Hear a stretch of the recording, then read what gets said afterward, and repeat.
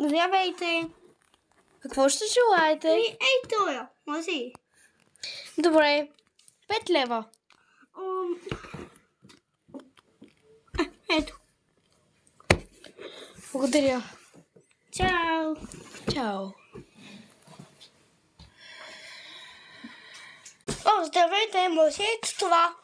Да, може. Благодаря. Чао!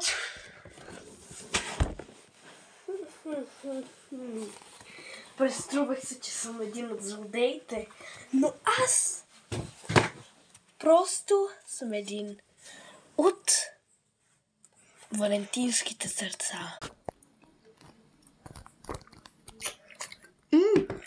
Много е хубав.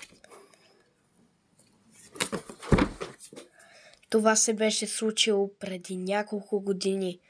Беше старо време. Той почина още на 5 години. Беше доста лошо, защото роднините му плачеха с много мъка и много труд. Положиха, за да могат да успеят да го съживат, но не успяха. Потърсиха полицията, не разбраха какво се е случило и полицията също не разбраха. И така продължи с дни наред. Даже и в ден днешен.